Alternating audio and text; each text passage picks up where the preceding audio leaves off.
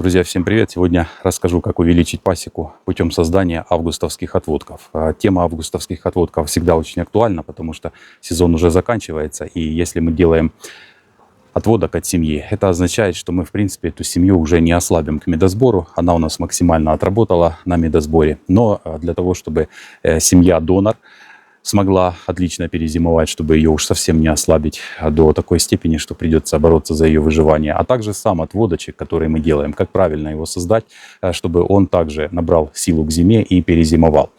Я сейчас вам покажу состояние отводков. Как правило, я делаю августовские отводки на 2 рамки печатки. Это не прям там от бруска до бруска, но это печатка. Таким образом мы делаем профилактику по клещу в основной семье, забирая его вместе с печатным расплодом.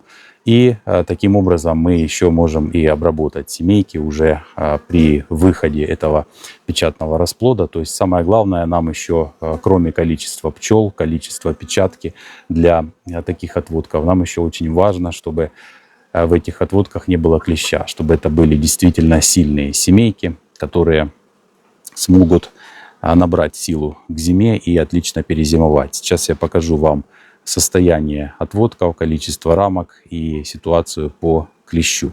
А также расскажу некоторые нюансы. Итак, посмотрим на результаты обработки от клеща. Здесь у меня дно не сетка, поэтому заглянуть нужно непосредственно под рамки. Вот такая осыпь клеща. 1, 2, 3, 4, 5, 6, 7, 8, 9, 10, 11, 12, 13, 14. Ну, порядка, наверное, 30 штук на 2 рамках. Ну и что можно сказать по этим цифрам? Цифры говорят о том, что заклещенность очень сильная, но посмотрите, особенность этой рамки, этого отводка в том, что здесь пчелки, вот они, продолжают выходить. То есть это рамка с пчелой, печаткой на выходе. Рамка этой печатки была взята из семьи сильной. Этот отводок создан на печатном расплоде. Естественно, мы в той сильной семье сделали профилактику тем, что забрали оттуда. Вот они, видите, только рождаются пчелки, еще здесь будет выходить. То есть, когда отсюда пчелы повыходят, необходимо будет провести еще обработку через 7 дней. За это время они не успеют, клещи, зайти в свежий расплод, и семья начнет прекрасно развиваться. Это просто такая кроющая маломедочка стоит у них. В данном случае клещ сбит в форитической фазе, когда он только вышел. Смотрим в этой семье. Приблизительно та же самая картина. Клещ есть, он осыпался, его осыпалось большое количество. Здесь у нас есть еще печатка, но есть и личинка, уже в которую этот клещ мог бы попасть. В данном случае, вот посмотрите, где-то продолжает выходить, а где-то он как раз бы туда и залез. Но мы его уже сбили, он туда не полезет. Кратность обработок позволит в этой форитической фазе всего клеща сбить. Ну, вы понимаете, когда я говорю всего, я не говорю прям о 100%. Здесь тоже вся рамка в личинке. Вот посмотрите, отводочек, 2 рамки, они покрыты пчелой. Уже личинка взрослая выкармливается. То есть эти пчелы способны выкормить эти 2 рамки. Тут еще и на 3-й у меня примерно все отводочки так августовские выглядят. То есть в основном 2 рамки печатки, покрытые пчелой. Сейчас буквально за определенное время, месяц времени, этот ящик будет полный. Ну, полный он будет конкретно через 40 дней примерно. Такой вот подход к созданию августовских отводочков. В том плане, что мы их делаем все-таки не на 1, а на 2 рамки. Боремся с клещом, очищаем пчелок. И уже здоровое поколение приносит нам здоровое потомство. То же самое здесь, все то же самое. Личинка, личинка, личинка. Я специально ждал этого момента, когда пчелки повыходят. И здесь мы видим то же самое. Маточка ходит, личинка воспитывается, пчелки на выходе, а клещ на дне. Здесь, кстати, клеща гораздо меньше. Ну вот вы видите результаты. Я не всех еще пересадил в ППУ. Мы видим количество пчел на прилеточках. Где-то еще и прилеточек нет. Ну и количество пчел на рамках я вам тоже показал. Значит, немаловажный нюанс, друзья. Для того, чтобы все прошло гладко, сформировать эти отводки еще на заканчивающемся медосборе или во время его, для того, чтобы вы могли туда и медика поставить, рамочку, и обязательно сделали за это время какие-то литковые заградители, для того, чтобы у вас пчелы могли охранять эти литочки. Потому что если вы сделаете на завершении медосбора, либо же перед его концом, и пчелы не успеют выйти из печатки, и у них там будет медовая рамка стоять, то в зависимости от того, конечно, как поведенческие там особенности ваших пчел, у меня таких проблем не бывает с карникой, но вы же смотрите меня, может быть, у вас там другая порода, поэтому может быть такое, что у вас нападут или соседские пчелы нападут и разобьют. Соответственно, друзья, необходимо, чтобы вы обеспечили малый проход пчел в ящик, и они бы смогли обеспечить охрану. Потому что вот такие отводки, даже если вы их в июле делаете, но по отсутствию взятка, могут очень легко разбить. А в данном случае это уже невозможно, потому что семья наполнилась летной пчелой, которая летает, которая охраняет леточек, которая выкучивается, и уже ни одна пчелка просто так прилететь, пробить охрану эту не сможет. Мы видим, что везде есть пчела. Везде есть охрана. Сейчас посмотрим, что у нас здесь по клещу. Я вам вот так покажу. Корпус снимается. Видим клеща. Хорошо его видно. Кому интересно, качество позволяет посчитать и количество. Итак, друзья, мы определились, что делаем 2 рамки печатки в начале августа по концу медосбора. Обеспечиваем пчел медовой рамкой.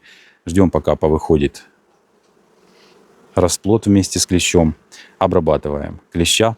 Обязательно делаем ловушки от ос, если они вам сильно докучают, потому что осы также могут поразбивать слабые отводки. И следующий этап у нас – это стимуляция.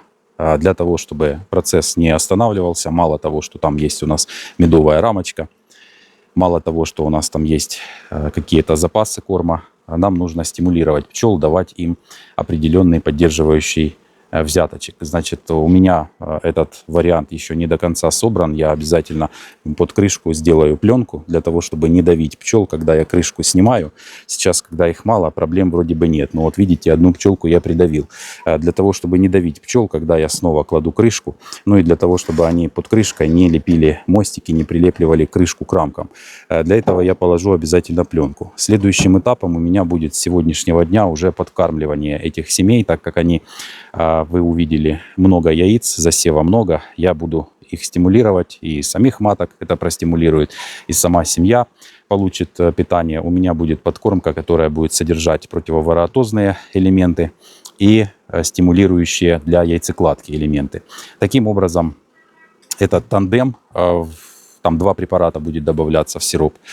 Кому интересно, какие это препараты, я, честно скажу, я их не пробовал, поэтому не хочу их озвучивать здесь в Ютубе, чтобы не делать какую-то ложную рекламу, тем более это и не реклама. Просто можете подписаться в Telegram, я покажу, чем я подкармливал, и там уже оставлю свой отзыв, расскажу, как это повлияло на производительность маток, на развитие семей. С сегодняшнего дня будет пленка у них, и с сегодняшнего вечера, поздно ночью, поздно вечером, точнее, я буду раскладывать под эту пленку небольшие пакетики, потому что для таких ульев у меня нет кормушек, да и в принципе кормушка для такой силы семей, она будет слишком большевато. Я еще не выставил все на подставке, они у меня стоят косо, кто заметил. Подставки буду делать чуть дальше, за ними все выставлю ровно в ряд, просто на все не хватает еще времени, поэтому у меня так все очень быстро, спонтанно, на колесах, но самое главное, что семьи действительно уже успели запуститься. Это уже не какие-то доходяги, которые будут бороться за выживание, это уже вот такие семейки, посмотрите, сколько несут обножки. Это развивающиеся семьи, которым необходимо просто небольшое стимулирование, приток нектара в виде, сиропчика в виде 200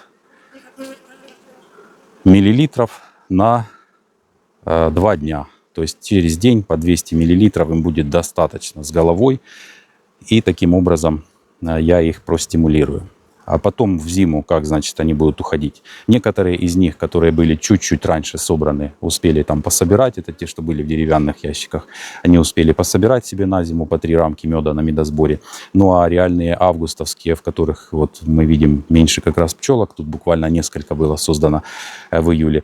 Остальные получат рамки с кормом от взрослых семей, потому что взрослые семьи я докармливаю, закармливаю, потом сжимаю, и всегда есть лишние рамки, всегда есть полнометки, которые обычно оставляю на весну. Вот этим пчелам я дам эти полнометки, просто пересажу их на полнометки, тем самым уберу расплодные рамки, чтобы там не было пустого места и чтобы там не было печатки поздней осенью. Поэтому и в те рамки как раз уйдут вместе уже с остатками клеща. Ну, это если в тех семьях, где не успеют выйти. Как правило, выходят они нормально, просто это ППУ. Посмотрим, насколько им будет там комфортно. Тем более условия тоже обещают в этом году лето до октября, конца октября включительно. Поэтому если действительно будет так, то эти пчелы уже и не влезут к концу октября в эти ящики. Поэтому будем смотреть. Если ситуация будет действительно настолько серьезной по количеству пчел, тогда буду закармливать их уже полноценно как семьи. То есть это уже будет такой нюанс на рассмотрение. По созданию отводков вроде бы все. Не сказал про воду. Многие говорят, и я в том числе когда-то говорил, что отводку созданному обязательно нужна вода. Вода в моем случае не ставилась, потому что я давал рамки с нектаром, свежим нектаром, который был получен на медосборе. В данном случае это как раз вот такой преимущество, такой плюс делать на медосборе, что есть нектар в рамках, то есть жидкий корм есть и все нормально. В следующих видео расскажу по поводу этих ульев шестирамочных. Я их ящиками пока что еще называю, никак не привыкну, что это шестирамочные ульи, потому что я просто держал эти у меня семьи, которые здесь стояли, они были вот в таких вот ящиках, это ящики-ловушки у меня были, я отсаживал сюда, а теперь это уже получились ульи, в которых были пчелы. Еще один с медом есть у меня в доме стоит. То есть пчелы прилепили, я покажу в шортсе, прилепили целый язык полностью на стенку. В следующих видео обязательно сделаю обзор этих ульев. И уже это будет взвешенный обзор, потому что есть один нюанс. Здесь не так все просто с конструкцией, как кажется. На самом деле это не дно и крышка, а 2 крышки. То есть крышка-крышка. Поэтому есть еще нюансы там по вентиляции. Я когда все доделаю, проэкспериментирую, тогда уже дам вам взвешенную информацию по поводу того, как и что. Здесь, видите, с этой стороны тоже есть литки. Я на те, которые вчера менял, не успел прикрутить прилетки. Но прилетки вот здесь у меня уже на этих новой партии прилетки есть везде уже и с обратной стороны. То есть этот ящик, он в принципе может делиться пополам перегородкой, и можно здесь содержать 2 семьи, как облетник и так далее. Ну, о ящиках я уже расскажу в следующем видео. Всем спасибо за внимание. Всем пока.